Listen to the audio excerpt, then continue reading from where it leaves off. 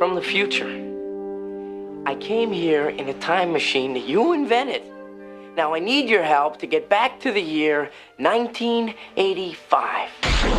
Time travel has always been fascinating because it's something that I think we all fantasize a little bit about, and that makes it really interesting. And, you know, when I started studying film, I realized that telling a time travel story in a movie lends itself to doing it probably better than in any other medium.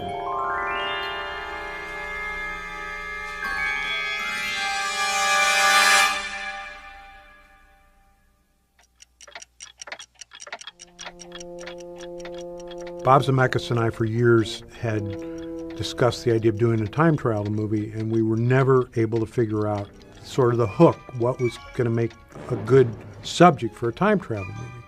Well, after we made a movie called Used Cars, I was back in St. Louis visiting my parents, and my father went to the same high school that I went to.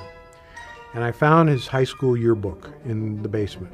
And I'm thumbing through it, and I find out that my father had been the president of his graduating class. I didn't know this. And I'm looking at him and thinking about the president of my graduating class, who was a guy I'd have nothing to do with. And I thought, would I have been friends with him if I had gone to high school, or would I have just hated his guts?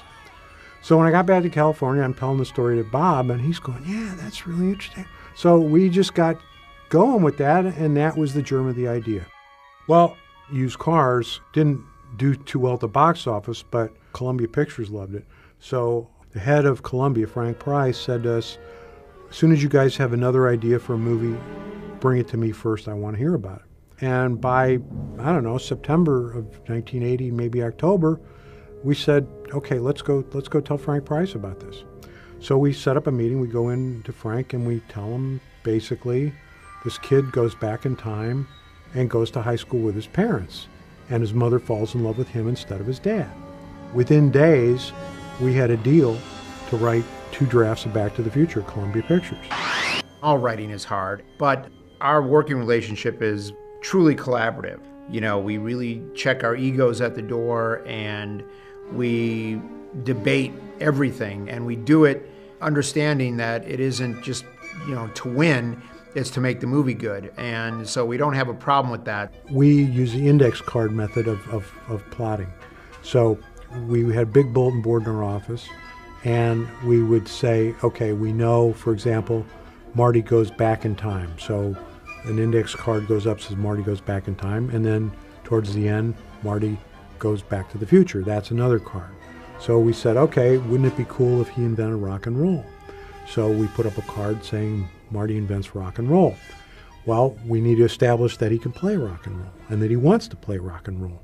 So that means that somewhere on the bulletin board before the card that says he goes back in time, establish Marty's desire and ability to play rock and roll.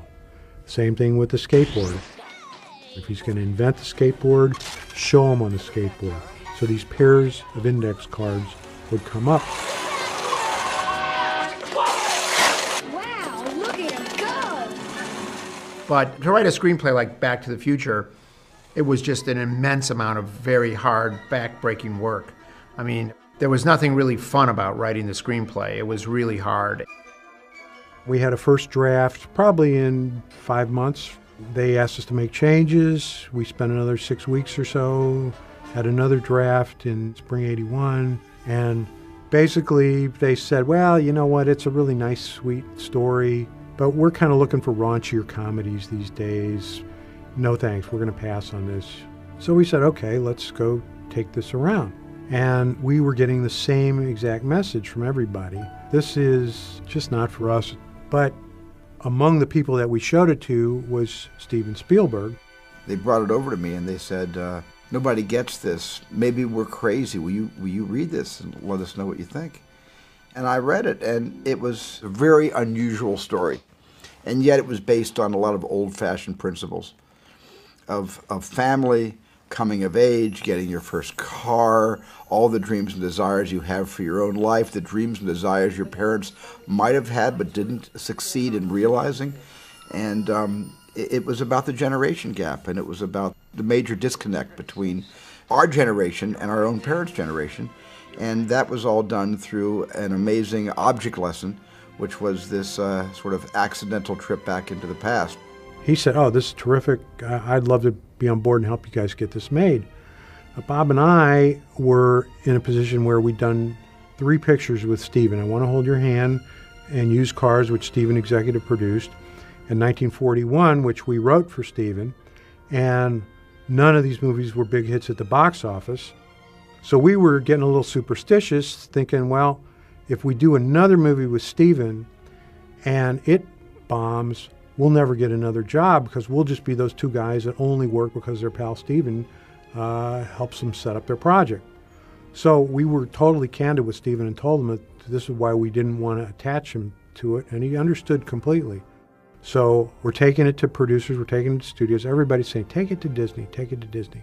So finally, Bob and I said, well, let's go take it to Disney. So we set up a meeting, and we go in, meet with an executive, and we sit down, and he says, "Are you guys insane?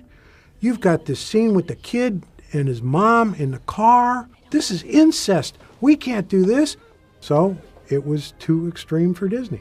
Well, I think it was a tough sell at the time because Bob Gale and I had no success credentials. So Bob Zemeckis said, look, I got to direct again. I got to direct something. And I'm going to direct the next decent script that comes along. That was Romancing the Stone. And that was a very successful movie. So suddenly studio executives thought Back to the Future might be a good movie. So it had actually nothing to do with the material. And Bob is saying, well, let's go back to the one guy who always believed in it. Let's go back to Steven. We had this good friend in Steven who's a filmmaker. And a filmmaker can see the work of a director and read a screenplay and kind of imagine what that movie might look like. So he always understood what the movie was. And we said, Steven, you still interested in doing Back to the Future? He says, damn right I am. And so we set it up. It was the first Amblin project that Universal set up with Steven not directing. I guess they call you Cal. No, actually, people call me Marty. Obviously, the most important character is Marty McFly, and every young actor in Hollywood wanted to play him.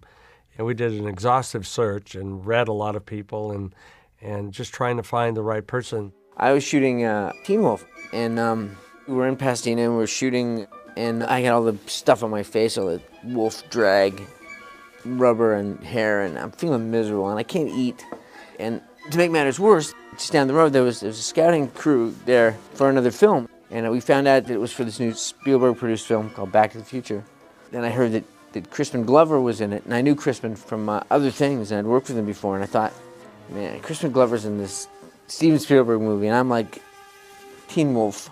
All of us seized upon Michael Fox right from the beginning, but he wasn't available. He was doing a very successful television show at the time called Family Ties that had been created by Gary Goldberg. They wanted to offer me Back to the Future before I even did Teen Wolf, but they had spoken to Gary, and Gary couldn't release me from my contract, and Gary kind of had figured out that there was no way I could do both.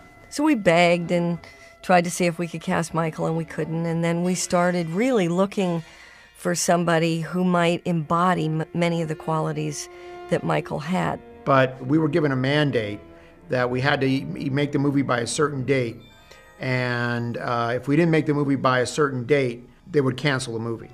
So being a young and a hungry filmmaker, and maybe having a bit of an inflated ego, I thought, well, I can make this work. So, you know, as you do when you're making a movie, you finally make a decision, and that first decision was to go with Eric Stoltz. We shot for 5 weeks with Eric. He was totally professional, but there was just something missing. He's a magnificent actor, but his comedy sensibilities were very different than what I had written with Bob.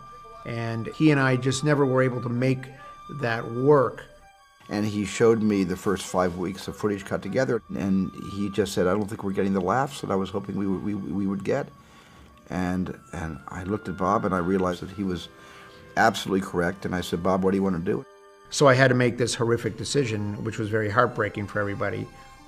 But luckily, I was able to convince the studio to let me reshoot 5 weeks of work. So we went back to Gary Goldberg, and we were on our knees begging, we need Michael, we really need him. And Gary said, okay, look, I'll tell you what. I'm going to let Michael read the script. And if Michael wants to do it, with the understanding that Family Ties always comes first, and if you guys are willing to make that accommodation to us and shoot around our schedule, then I will let Michael read the script and we'll see what happens. So at Christmas time, I was called into Gary Goldberg's office, and Gary gave me an envelope, a manila envelope with the script in it. And he said, here's the script, take it home and read it. If you want to do it, and, you know, so you have my blessing. Like, and I went like this, put it down on his desk and said, I love it. It's the best thing I ever read. And that was it. And we literally set up this plan where we had a station wagon with a bed in the back. And Michael would finish his tapings on the TV show. Then he'd get into the station wagon and he'd drive out to the set for night shooting. I'll probably work until about 4:35 in the morning. And then I'll sleep more until about 6 o'clock.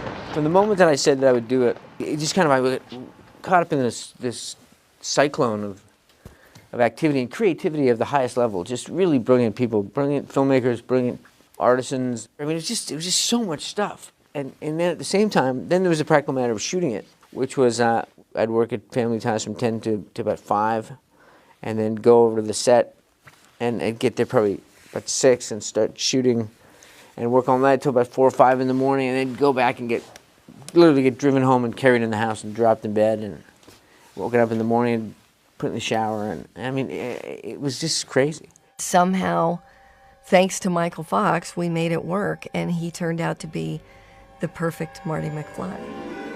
He's a reactive character. He was written that way. He reacts to everything. I mean, because he's a stranger in a strange land. So he's basically the alien in the movie. And it takes an actor with a perfect sense of comedy timing and a really great actor, because it's been said that acting is reacting. So he was able to understand that the humor was not in the punchline, it was in the reaction. And he can sleep in my room. I gotta go. I gotta go. Thanks very much. It was wonderful. I never tried to tackle any of the physics of it, or the temporal logic, or the space-time continuum, or any of that stuff. But from Marty's point of view, I understood the story. I mean, I understood what was driving him. I mean, it was basically, you know, girls, rock and roll, and skateboarding. I mean, it was not far from being major focuses of my life, just a couple of years earlier. And 2 of them still were. Kids, we're gonna have to eat this cake by ourselves. Your Uncle Joey didn't make parole again. Our approach was, all right, let's find young people who are, 18 to 25 who have really good acting chops, and we will get them to act old with makeup and so forth. And we read, again, every actor of that age, and Leah came in and just blew us away. Well, I just think it's terrible. Girls calling boys Marty, it's just terrible.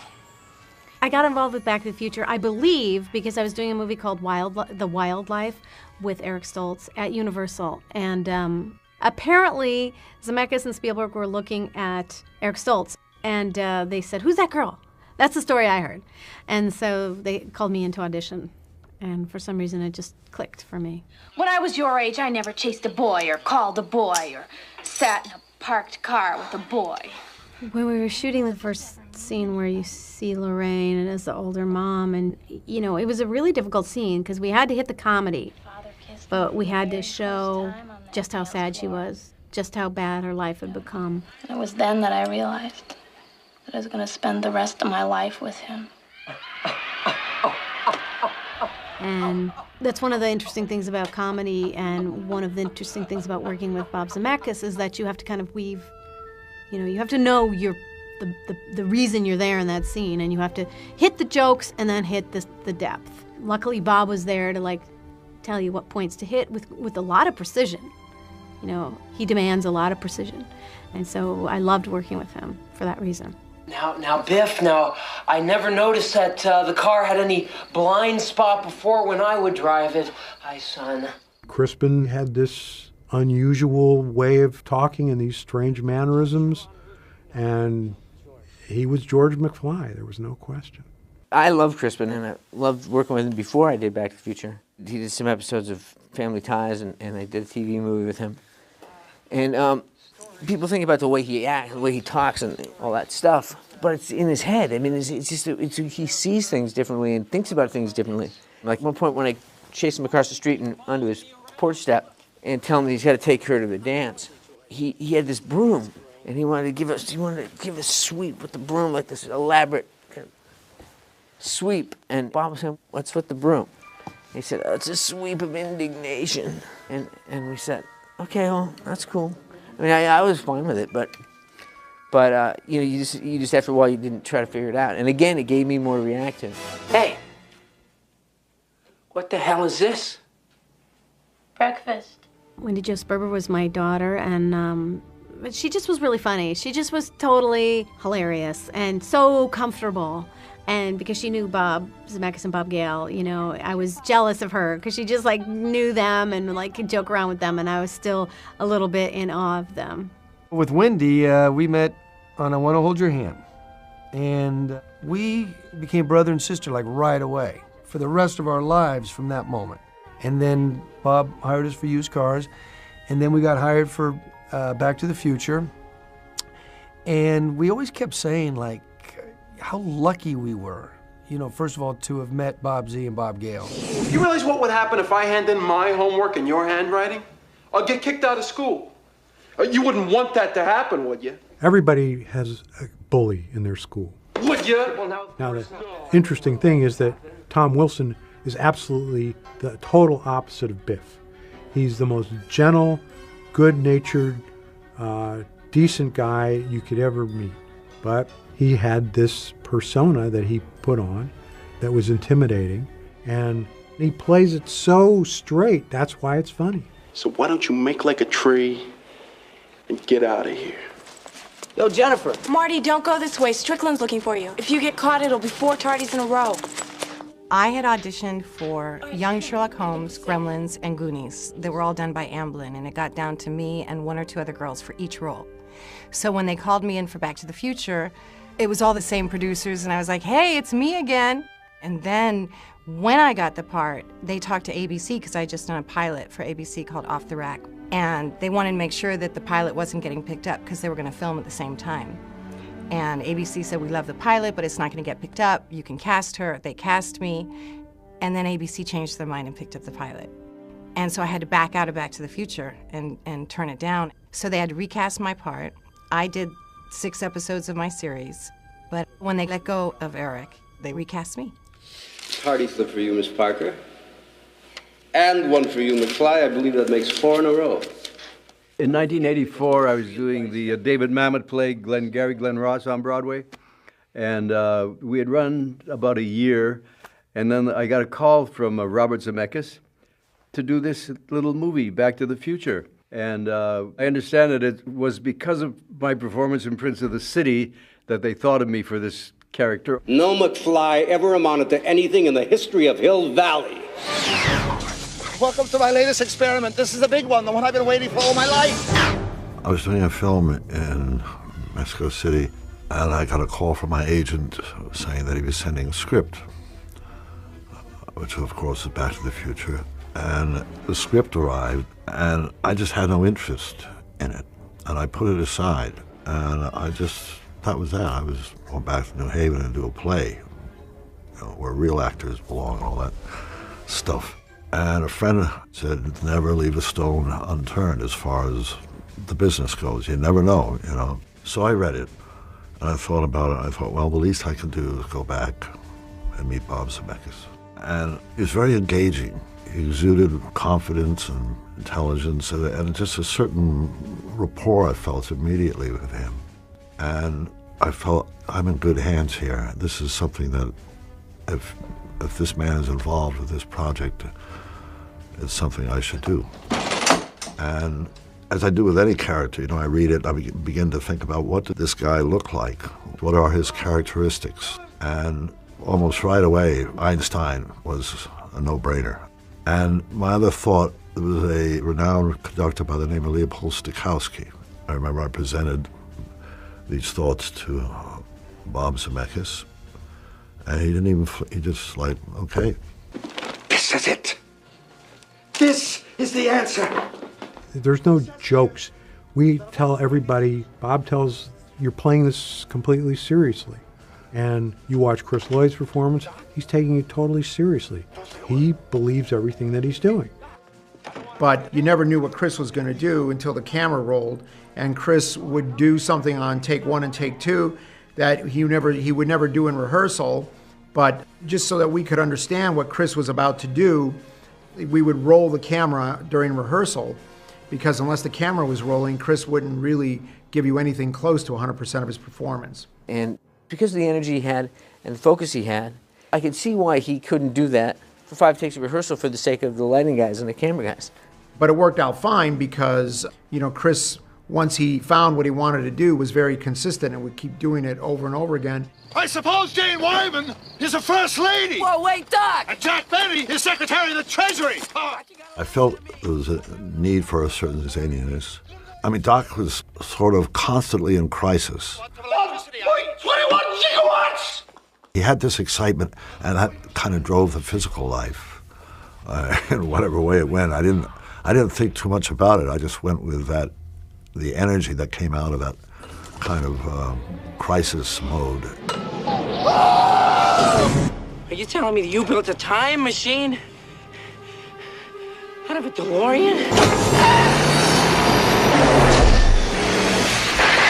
It was an important character in the movie. Obviously, it's the device that sends our hero on his adventure. So there wasn't like a lot of serious thought going into should the car have a grand entrance. It was just always assumed in my mind that it would.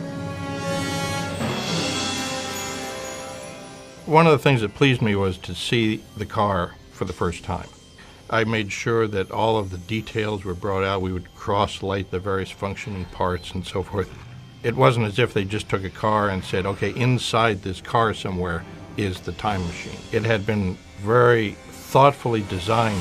They took the trouble to make the car a sort of an offshoot of Doc Brown's character. In the early drafts, it was not, the time machine was a time chamber.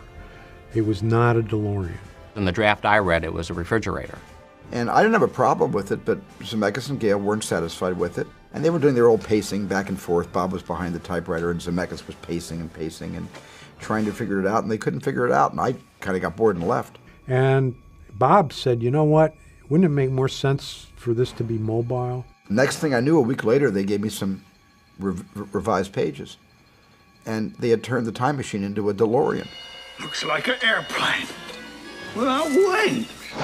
As far as designing the car, we just wanted it to look like it was something that could actually look like a time machine, and also something that looked like it was built in someone's garage. And the third thing was that it had to look kind of cool. That car's lines are very clean. It's not a sculptural form. It's a very simple, almost boxy kind of shape. And I think that it made a good kind of a canvas to put all that crazy stuff on top of. We received 3 of them in October of 1984 and brought them to my shop.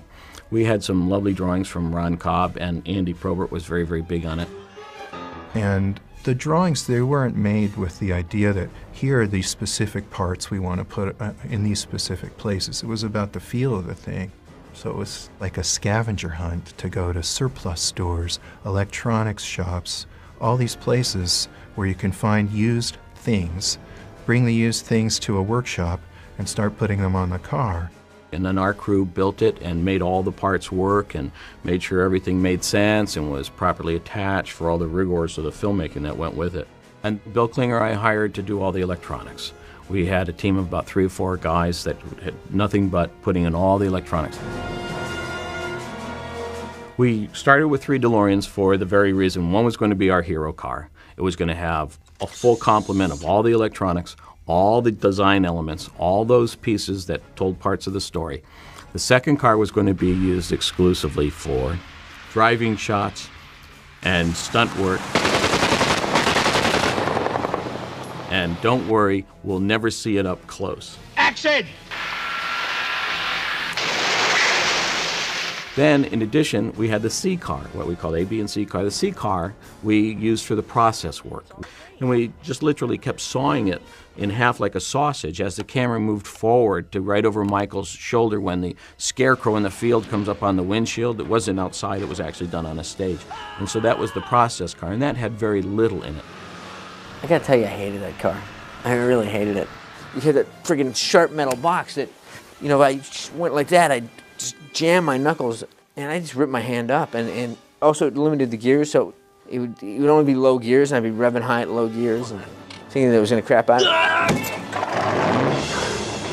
Then came the next conversation, which is, what exactly is time travel gonna look like? When this baby hits 88 miles per hour, you're gonna see some serious shit. And we met with ILM and talked to them, and they said, well, here's some ideas.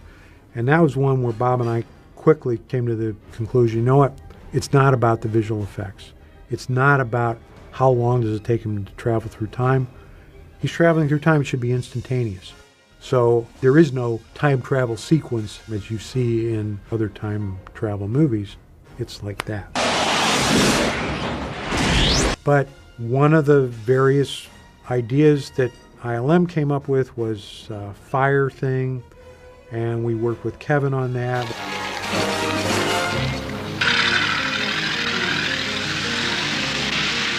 There was something interesting on a sort of a primal level about that, and it just constantly got refined and worked on, and we knew the idea that we had this neon on there, the neon ought to glow and do something, and ILM came up with some image where bolts were shooting out, and it was sort of like opening up a hole in the space-time continuum, and the DeLorean was going to go through that. So that's sort of what you're seeing during time travel. That's how it happened.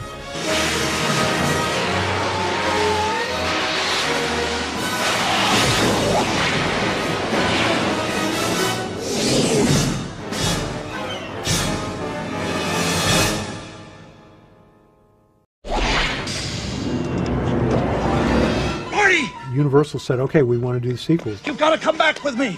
Will you guys do a sequel? Where? Back to the future. And we said, well, if Michael J. Fox and Christopher Lloyd will sign on for a sequel, yes, we'll do a sequel. Because if we have Marty and Doc, we can figure a story out. If we don't have those guys, there's no movie. So we went to them and they said, if you guys are doing it, we're in, sign us up.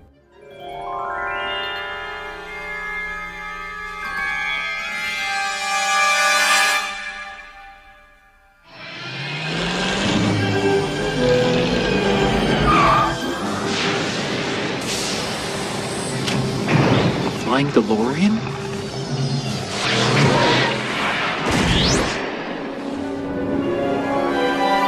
What the hell is going on here? Once we saw the response to the movie, it was kind of a foregone conclusion that was going to happen. That made sense to me. I mean, I got that. At the time, and now it's just so normal for people to lay out franchises, and before they even see the light of day, they know they got a franchise. And I remember having conversations with Bob about what it would be about. And so, you know, it's something I look forward to. So we said, let's see who from the first movie will come back and do the sequel. So we contacted Leah, and she said, if you guys are doing it, yes, I'll do it. We contacted Tom Wilson. He said, if you guys are doing it, yes, I want to do it. We contacted Crispin Glover's representative, and it was a little different with Crispin. Crispin decided that he should get things that were way out of line for an actor of Crispin's stature to be asking for at this point in his career.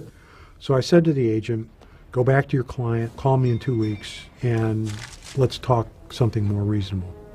So 2 weeks goes by, and she calls me back, and she says, I'm sorry, he doesn't want to budge from that. I said, okay, thank him very much, and we'll just write George McFly out of the sequel. I just want to know one thing. Where's my father?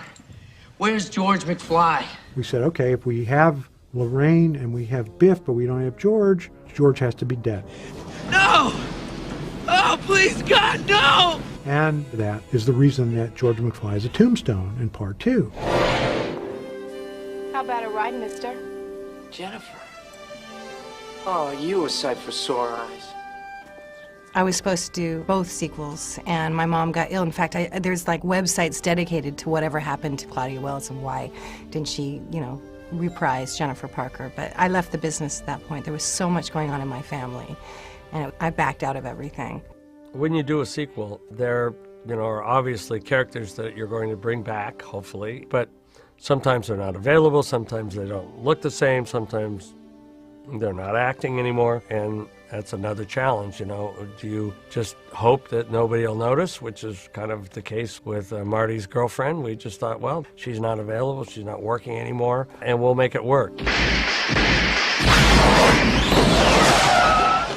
Well, what are you talking about? What happens to us in the future? What, do we become assholes or something?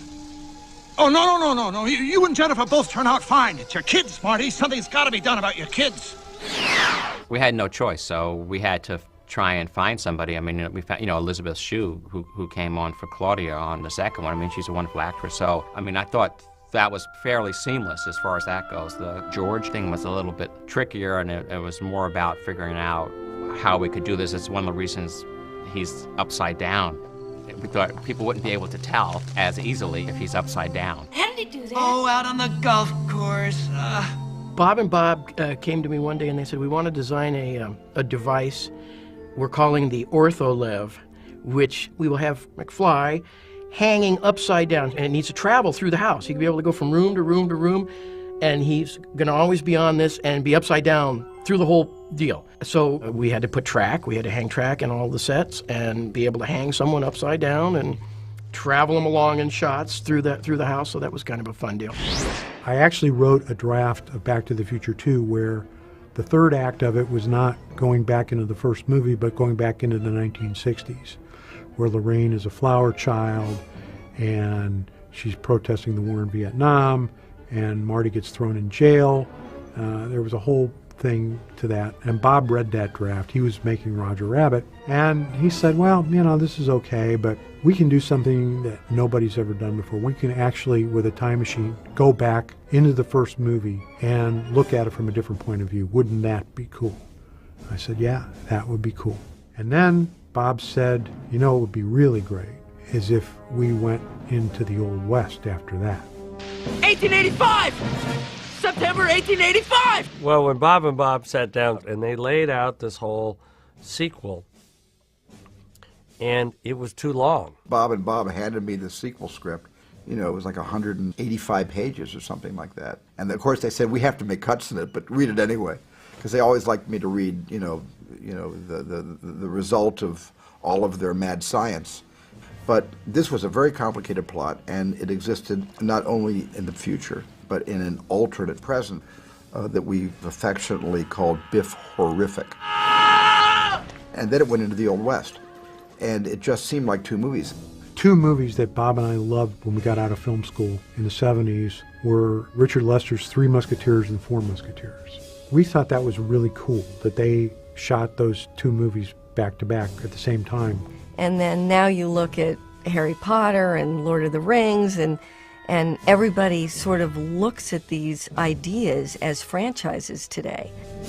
We said that's what we should do. We just keep shooting. Let's just keep shooting.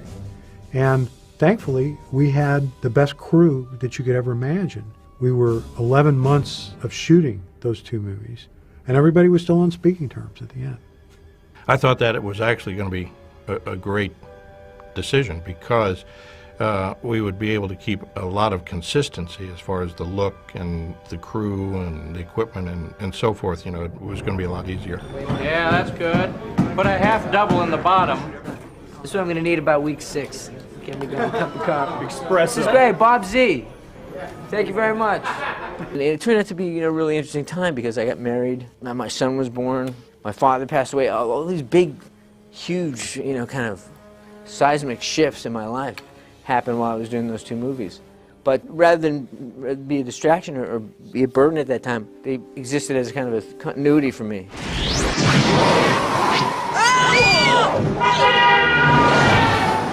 I don't know how to tell you this, but you're in a time machine.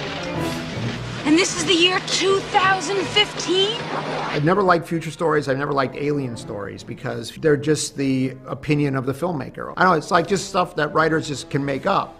So it really isn't really, in my opinion, very interesting for me to watch So the future stuff of the Back to the Future sequel was the least interesting thing for me to do in the entire making of the 3 movies. Well, you're the Doc. Here's our exit. We did certain amounts of homework where we said, okay, this makes sense as to where it's going to be and where it's going to go. A lot of stuff we knew we were going to get wrong. But it turns out that our future predictions, we were about 50% right. So we got 50% right and we got 50% wrong. It's not bad. We knew really that we weren't going to have flying cars, but my God, we had to have those. The flying DeLorean was an all fiberglass shell with retractable wheels, and so that was completely fabricated in my shop and from molds and fiberglass. Right on the tick. The second, and as it turned out, third movie, they were a lot of fun to work on. Like creating that whole future world, just in terms of sets and props and effects, they were enormously bigger and more expensive movies than the first one. And I think there were maybe 27 people in the art department for number 2 and 3. And we were all thinking about crazy things for the future. I had some specific assignments, like Doc Brown is supposed to have an amphibious flying van. So I did a bunch of sketches for that. Unfortunately, it got written out.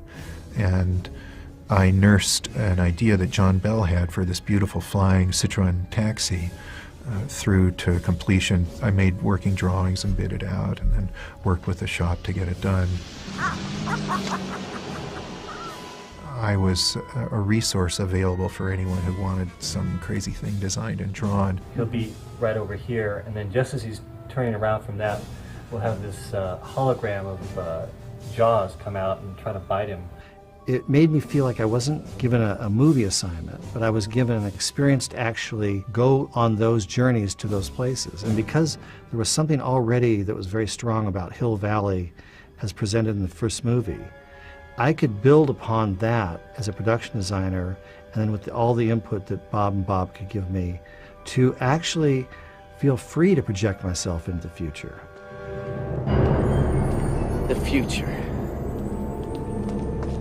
In the era of Blade Runner and Brazil and all of that, to project ourselves from the 80s to a place where there was a balance with nature and the park and the pond, and then all these sort of free-form architectural styles that I could bring to bear into the square, I found that I was able to kind of see it as an optimistic look forward into a world that I hoped would be. In Back to the Future 2 on the square, both Bob and Bob paid tribute to all kinds of things, both in their personal past and to filmmakers, giving a nod to filmmakers. In one such case, they had this hologram for Jaws in 3D, you know, coming out of the movie theater. Shark still looks fake. On another one, if you look on the scoreboard, because Bob's from Chicago, there's a huge proclamation up there that says, "Cubs win World Series." Against Miami? Yeah, it's something, huh? Who would have thought? 100 to 1 shot. I remember when I saw the film, one of the things I said was, well, you know that poster in the alley that says Surf Vietnam? That's never going to happen. And now here we are, and I was wrong. I mean, these guys are almost prescient, some of the things that they came up with. This thing doesn't fit. I'm adjusting fit. The story was that you would get clothing and it would form-fit itself to you. So I came up with the idea that it was rubber and that it had these whole sections which would, you know, draw themselves into your body size. And the drying thing, I think, was Bob's idea, that it would sort of be one-stop, do-everything item of clothing. Your jacket is now dry. The thing that was great about working with Joanna Johnson, the costume designer, was that we were really very new to the game, both of us. And Joanna brought so much to the table in terms of her imagination of types of materials that would be not really practical right now, but maybe they could become things in the future and worn, like the idea of the 2 ties, where we came up with shoes that buckle themselves up. Power laces, all right. The only thing that I wish had happened was Marty McFly's shoes that laced by themselves. That was the one invention that I was really hoping would happen in the next 2 or 3 years after the movie came out that hasn't happened yet. How do you play this thing? I'll show you, kid. You may spot in the Back to the Future movies Billy Zane and Elijah Wood, who are some of the background characters Sonny, we can do this the easy way or the hard way. that Bob Z has been able to put into the film with some very astute casting in his early career. Little girl, stop! Look, I need to borrow your hoverboard. I believe Bob Gale was the first one to approach me over hoverboarding, and he steered me to Cornell University, where they were experimenting with maglev technology for trains. And I called them and got someone on the phone and asked how it worked and all that. And so we started playing around to see if we could have magnets actually hold something up. We also had plenty of hidden cables and wires, Flying Michael and Michael's double, Charlie, all over the place. So pretty much everywhere we went, where you see them flying and in the air, they were hanging from piano wire. There's something very familiar about all this. Yeah, well, someday I think the hoverboards, will certainly be a reality someday.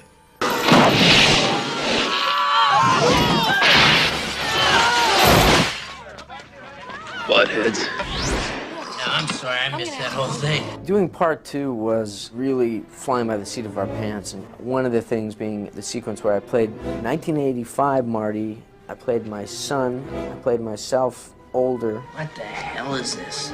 I played my daughter. Mom? Mom, is that you?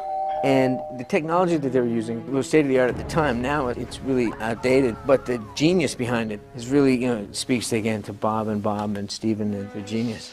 Starting on Back to the Future 1, Bob Zemeckis formed a relationship with Ken Ralston, who's really one of the premier wizards in visual effects. But when we came to Back to the Future 2, by then Bob was kind of breaking the walls down and decided to really blow it out. While we were working in London on Roger Rabbit, I said to Ken, so here's what we're going to need to do on Back to the Future 2. We're going to need to come up with a way to put actors in the same shot, duplicating them as 3 people. And I said, so what are we going to need? And he said, well, we're going to need to build a very serious motion control camera. And I said, well, we should get started on it like now.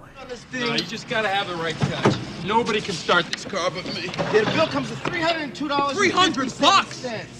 And the ILM guys developed a Tondro motion control system, and it was fabulous. It worked exactly the way we wanted it to. Aren't you and Jennifer getting along? Oh, yeah, great, Mama. We're like a couple of teenagers, One of my fondest memories of that sequence is that there were all the experts were sitting around trying to figure out how to do something, and Bob would let them think for a while, and then Bob Zemeckis would go, no, okay, this is how you have to do it. He was so smart, so ahead of everybody that he would always figure it out. But in those days, everything was still being done optically, so nothing in the set could be disturbed between takes. And as a matter of fact, everything was glued down. Everything on the walls, every bit of set dressing, anything that wasn't being moved had to be hot glued down with a hot glue gun. Unfortunately, the one night where we locked up the stage and put guards around it so that nothing could be disturbed, and of course, as fate would have it, that we had an earthquake that night. Luckily, it was a small earthquake, so we shot splits that we were owed and put the film together, and we couldn't see anything. So the earthquake really didn't bother anything. Right, you keep running, sucker! And you tell that realty company that I ain't selling, you hear? We ain't gonna be terrorized! Well, the template for a dark, second act in a trilogy was set by George Lucas when he made the first 3 Star Wars. And Empire Strikes Back is clearly the darker of the 3 films, and for me, the best of the first 3 Star Wars episode, 4, 5, and 6. And so, yeah, the second act was the dark act, but you have to go into a kind of abyss before you can climb out and become a hero in the spotlight. It can't be. Drop it. So you're the son of a bitch who's been stealing my newspapers. Mr. Strickland! Doing the second one was my favorite, because it was so insane. Oh! Marty McFly! Marty McFly! Don't you know me, sir, from school, sir? I've never seen you before in my life, but you look to me like a slacker. And Strickland is suddenly in this house with armor and a shotgun, and there's kids harassing him, driving by. It's just madness. Hey, Strickland!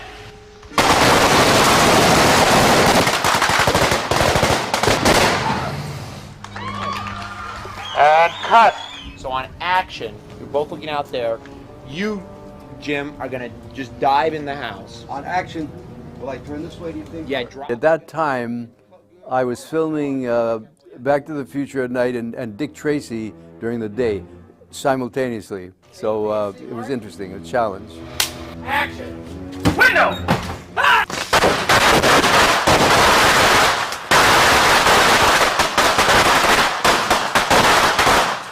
Action, Michael! Ah!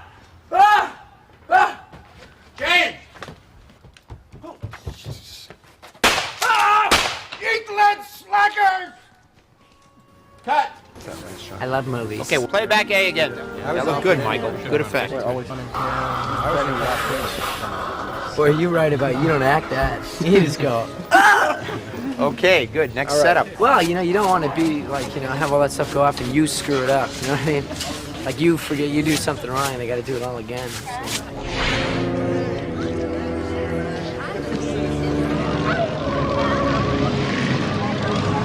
And I love the way number 2 became so dark. Greed and evil took over. And then in the third one, the whole sky opens up. It's a Western, there's romance, and there's everything gets resolved. It just had this curve that was wonderful to play, wonderful to do. It's like we're in hell or something. No, it's Hill Valley, although I can't imagine hell being much worse. One of the fun aspects of 2 was the fact that we were visiting 1985 and Biff had changed the rules. And so we were able to give it a different look, a darker, more affected, sinister time period.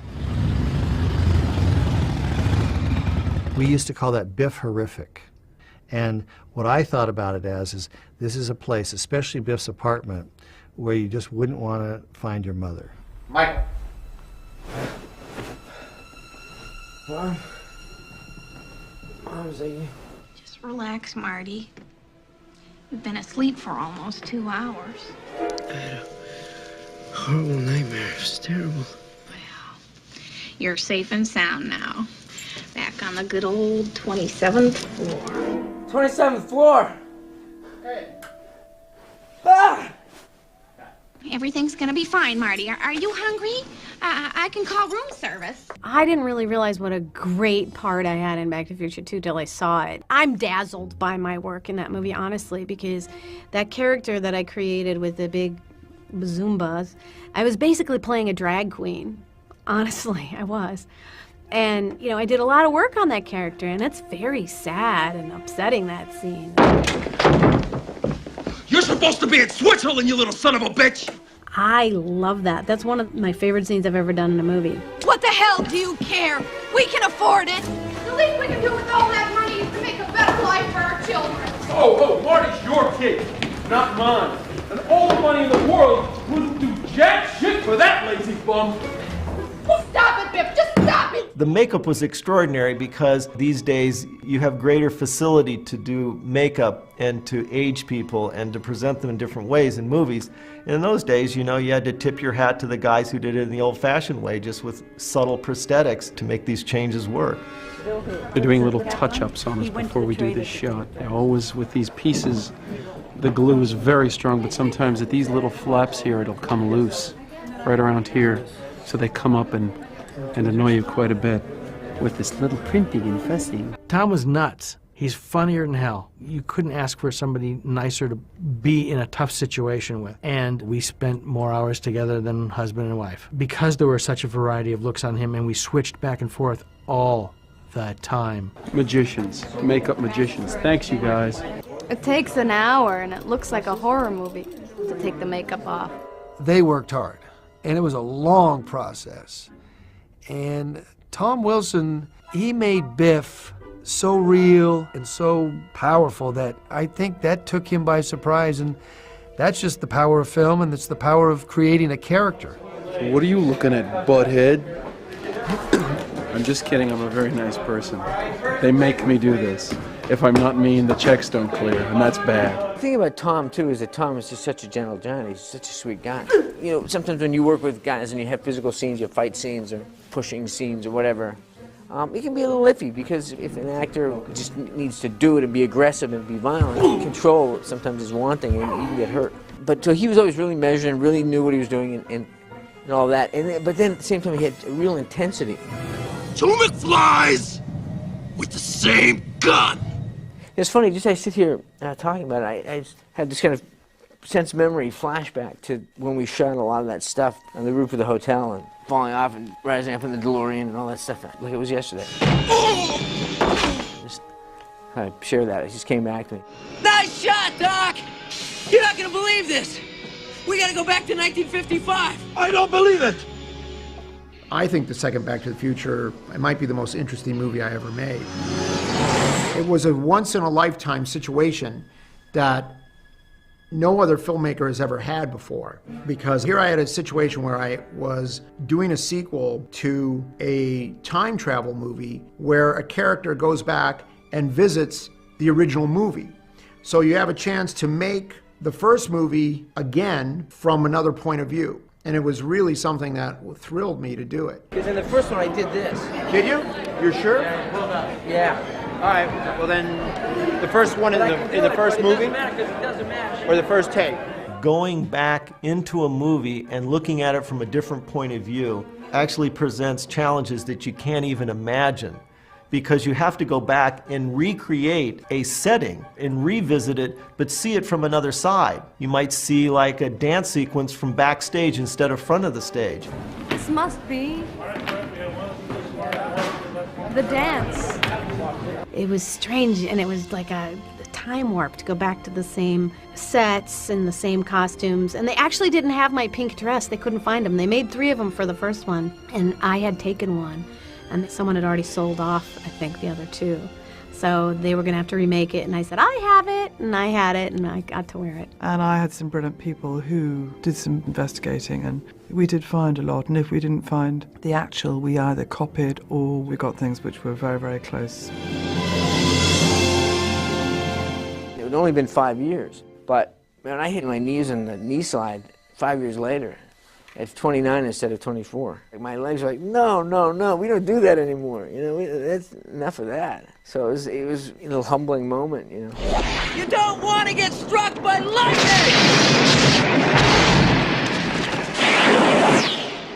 That's the problem with sequels. The audiences have opinions. They want the same movie but different. So what you have to do is you have to say, okay, how do you make the same movie that is different but not too different? The same, but not too much the same. And it's really, really a difficult thing to do. And for a filmmaker, it's not really a fulfilling thing to do. I mean, because you're constantly on that balance beam, and you're slave to these opinions and these things that we have to do. It's me, it's Marty. Oh, it can't be. Just sent you back to the future. Yeah. Oh, I know you did send me back to the future, but I'm back. I'm back from the future. Movies should be experimental. Especially reinforced and emboldened by the massive success of the first Back to the Future. The guys took some tremendous risks, but you can't get up in the morning if you're a director like Bob Zemeckis without doing something which is seemingly on the surface brash and unpopular. I mean, Bob has to push that envelope. We finished shooting Back to the Future 2, and then we all went up to Sonora, California to Back to the Future 3. And Back to the Future 2 had a release date, so we had to get the cut right. We had to get Bob in again in the evening, and that was very difficult because he was shooting another movie. Bob would finish shooting Back to the Future 3. He'd get on a private plane. They'd fly him down to the Burbank airport. Bob would come in, we'd sit down, he'd have dinner. I'd play back for him the sound mix that I'd supervised during the day. Bob would give his notes, he would make changes. We'd work for a couple hours with the sound crew, getting it right. Bob would go to the Sheraton Universal, he'd go to sleep, he'd wake up at 4:30, 5 o'clock in the morning, car would take him to Burbank Airport, he'd go back and shoot, and he did that for about 2 weeks. So it was insane. Well, I think there's, it could be dangerous to leave the audience with an unsatisfying end in the second movie. But what was great is we were shooting the third movie and we could cut a trailer to attach to the end of the second movie to say, hey, wait a minute, don't get upset. There's going to be a third movie that's going to wrap everything up.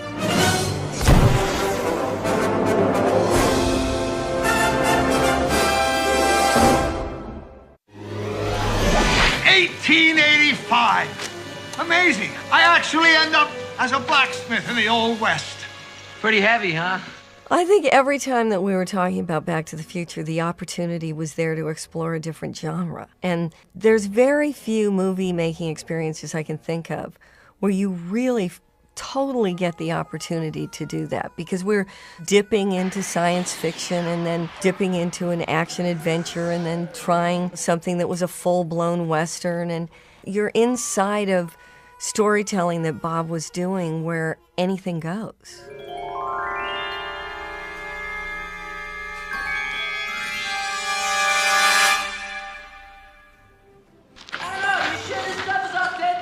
Of course! Haven't you ever seen a Western? Yeah, I have, Doc. And Clint Eastwood never wore anything like this.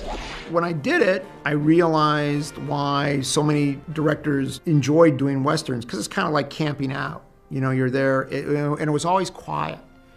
Doing a Western is quiet. And the reason it's quiet is there's no vehicles.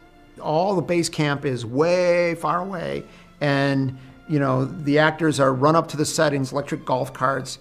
So all you have are these horses. It's nice and quiet, it's peaceful. Yeah, it was great. I mean, I'd go fishing almost every day when I wasn't working, and just to rattle around the sets. And again, you have things you have to do, whether it's work with a quick draw expert with the guns, or whether it was take horseback riding lessons and figure out how to handle a horse next to the train and all that stuff. So there's always stuff to do, but then the moments of peace were really peaceful. Bob and I grew up in the 50s and 60s, and the Western was a staple of television. We loved Westerns, and I think shooting Back to the Future 3 was probably the most fun I've had shooting any movie, because I got to go to work wearing a cowboy hat. And then to go to Monument Valley and walk in John Ford's footsteps, that was movie heaven. And we stayed at Goulding's Lodge, where John Ford and John Wayne used to stay. It was just the best. Okay, let's shoot. When someone says, I want this to be like a John Ford movie, they don't usually say, I want you to actually go into Monument Valley and shoot. Then let's say they want you to shoot. That's great. But to build a drive-in theater in Monument Valley where you see the buttes that are actually reflected in the big mural, which has all the Indians charging, and then send the DeLorean straight at it so that when it hits 88 miles per hour, that will all disappear. And of course, come right into an Indian charge.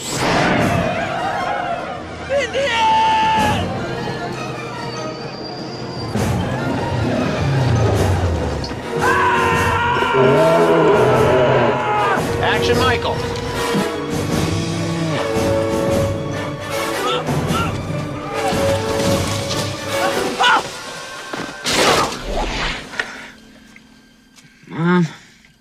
Mom, is that you? There now. You've been asleep for nearly 6 hours now. I loved doing Westerns, and I loved doing an Irish accent. It was really, really fun. That town that they built was amazing. I remember going for the first time to the set and like kind of going over a hill, and it was an entire city that they had created.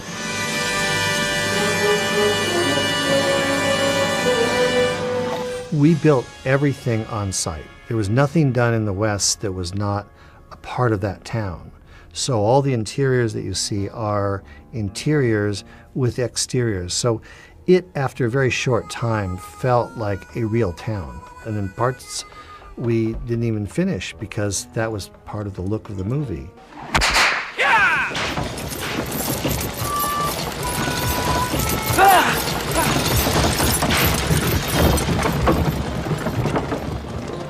I thought the Western parts of Back to the Future 3 were as good as some of the scenes in My Darling Clementine. The bar, for instance, just the production design of that bar.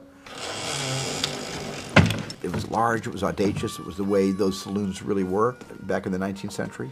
And I just thought that Western could challenge any other Western that had ever been made without time travel. And action! That was really fun. I mean, to be able to be a filmmaker and just order up an 1880s town is fantastic. And we built that entire Western town, right where that train track was. That's it! How fast did she go? Why, I've had her up to 55 myself. There is one operating steam locomotive west of the Rockies, and that is in Jamestown, California, up near Sonora. And in the original skateboard chase in part 1, there was a gag where Marty got away from Biff, not with a manure truck, but by skateboarding in front of an oncoming train, and the train cuts off Biff's car from getting across the tracks and going after him. So we actually scouted this area and that train for that sequence, which for budget reasons we couldn't do. So we were familiar with the fact that there was this train up there, and the location was very picturesque, just beautiful area. Marty, I gave you explicit instructions not to come here, but to go directly back to 1985. I know, Doc, but I had to come. But it's good to see you, Marty. All good drama needs a character arc. The characters need to grow, they need to change, and one of the challenges of doing Back to the Future 2 and 3 was to give Marty a place to go, because the first movie was really about George's character arc and his change. Are you okay? So we had to give Marty this weakness that nobody calls me chicken. You chicken? And use that as an element and as his problem that's going to get solved. Nobody calls me yellow. And we needed Doc to have an arc as well. And we thought, wouldn't it be interesting if in the third movie, Doc and Marty change places? Great Scott. I know, this is heavy. That Doc becomes the more irresponsible character because he has fallen in love and wants to stay with his true love and not give a damn about the space-time continuum. And Marty is the voice of science and reason. You're a scientist. So you tell me, what's the right thing to do up here? Love finds Doc Brown. And it was great that Doc had his turn in having an emotional story. And the fact that he became just struck down like a lovesick puppy. And that was getting in the way of the plot and getting back to the present. Wherever you go, and take me with you. I can't, Clara. I wish it didn't have to be this way, but just believe me when I tell you that I'll never forget you. And that I love you. My kids had really been fans of the original film and turned me onto it. I really loved it. I loved the magic of it. And having done a time travel movie, my second film, Time After Time, was a time travel movie, so I already loved the genre. We didn't have a second choice. We didn't know who to go to if she said no. And the three of us were thinking, God, please let her say yes. Please let her say yes, because if she says no, what do we do? I remember Stephen telling me that they were very nervous that I would say no. I don't recall ever contemplating saying no, so I don't know what they were so nervous about. I was excited to work with all of them, but it's funny and I guess a little flattering that they thought they had to woo me. And Chris Lloyd had been in my first film, Going South, so I already loved Chris. It wasn't a long walk to pretend like I adored him. I loved it. First of all, I love working with Mary Steenburgen. Good evening. Evening. We worked before, and I just felt it was perfectly cast, great chemistry. And it's like Doc discovering another world. I don't think he ever thought about relationships or women, and he's thinking about space travel and all his other experiments, and it was just a shock. You've read Jules Verne. I adore Jules Verne. So do I. I loved the idea of two kind of geeks, because both of us are geeks. I'm someone who reads Jules Verne and who studies the stars and who is interested in some of the same things that he's interested in. So it's before there became such a thing in movies, kind of geek love. Well, the future. Oh, I can tell you about the future. That's the thing about Chris again. He's a classically trained actor. He's a serious guy and knows how to get to the heart of a character. And so I think he just loved having that chance with Doc to take him to that vulnerable place and to have him kind of baffled by things that he couldn't explain through science or through trial and error, that he had to take risks of the heart. An interesting part about the transition between Back to the Future 2 and 3 was for Christopher Lloyd, because up till then he was the eccentric, crazy old man. But now we have to look at him a little different in Part 3. Now we have to think of him as a love interest for a relatively young lady that was quite a bit younger than him in look. I treasured working with the great costume designer Joanna Johnston. We were both very inspired, as was Bob Zemeckis, by John Ford's movies, and we wanted to create in Clara a heroine that had some of the romance of John Ford's heroines. And it was also important that I be able to move in them, and I loved what she came up with. I wanted her to stand out and be very kind of heroic, and it was a very particular colour in that period, that extraordinary sort of vibrant violet purple, and my idea was that she would be this sort of wonderful ping of optimism and colour and vibrancy, I suppose, really. But the other thing that happened is that when she started the journey of that sequence in the dress, the sun in Sonora was so hot that the dress started fading. It started taking this sort of pinkish hue, and we had to keep on making more dresses to complete the sequence because it was awful. It literally changed colours in front of our eyes.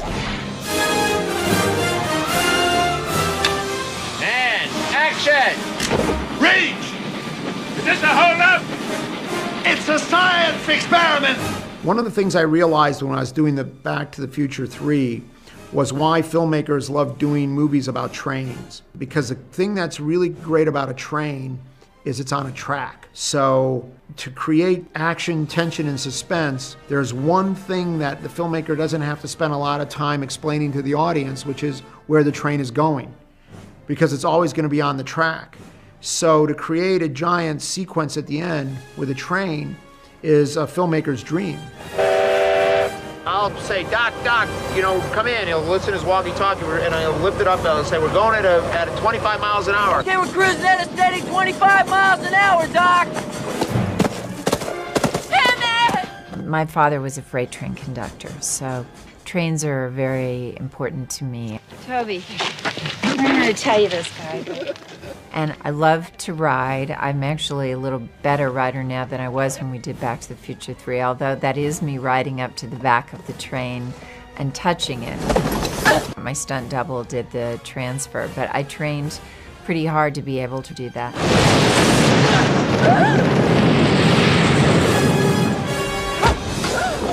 Steve Gawley at that time was at the top of his game as a model maker, and model making was an incredibly useful and necessary craft in trying to turn these fantasies into reality. And so actually shooting the miniature set of the train flying off the cliff at the end of the movie was spectacular. And I actually remember I was on one of the cameras because they ran out of operators. So what it was is we went to this hillside, Marin, close to where ILM was, and they laid a beautiful miniature track. And in fact, the train itself was pretty large scale. And I just couldn't believe that here was this beautiful train, and one shot we're going to blow the thing up.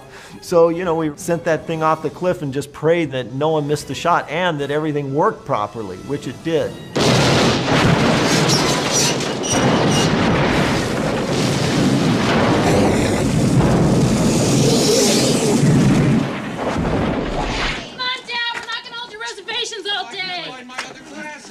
Lorraine, have you seen my glasses? I loved all the characters in Back to the Future. What's wrong? We thought you went to the lake. You wore that to the lake? And Wendy Jo Sperber, just a wonderful, wonderful actress, a firecracker of an actress. She sort of is our good luck charm. We want to put her in all of our movies. But in Back to the Future too, she was pregnant at the time, and she couldn't do the part, and we saved Wendy for the very end of Back to the Future 3. But it was just a tragic loss that Wendy had breast cancer and left the world too soon. Her spirit lives on through her foundation, the We Spark Foundation, and it's a terrific charity for the families of cancer victims. Wendy was a happy, happy girl. Big smile. You can close your eyes and just picture that smile, and she's... it's so cool, and it was nice to be able to cross paths with her in my lifetime, no doubt.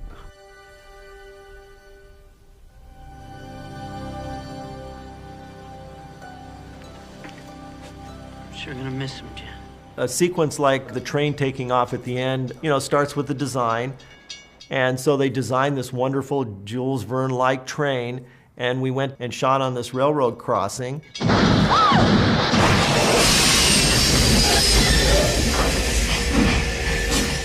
That train had to be built from scratch. It's a shell, but all of the gizmos on it had to work. You know, the stairs, the door open. I think we had a Jeep inside of it that drove it down the tracks, and it was a huge build. It took us months to build that thing. And then, of course, when it takes off, Ken Ralston, up at ILM at that time, would have to match it. So it was a carefully designed sequence with a wonderfully designed train that started practical and ended in the world of visual effects.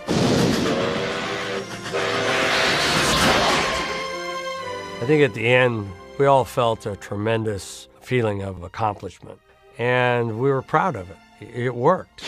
Come on, buddy! The actual thrill ride of the movie was there, and that was great. But it had a deeper thing. It had these characters and these relationships and these big questions, the Greeks have been asking these questions. I mean, these are old, big questions that we have, and it had humor, and it had so much going for it beyond just the visceral thrills. Your future is whatever you make it. So make it a good one. Both of you. So I think that, it's just a great coming together of a lot of different people and a lot of different talents that was just unique, and I don't think you'd find it today. The guys had a story in their brains that was rattling around up there, and they had to get it out. And they had 2 other stories, and that's all she wrote. And that's all there will ever be of Back to the Future. Enough is enough. Actually, I believe that just basically in the numerology of it, there's tension in threes. 3, a 3-act play. 4 is not a dramatic number. 4 is an even, calm, relaxed number. So I think 3 is the perfect amount of sequels that any movie should be done.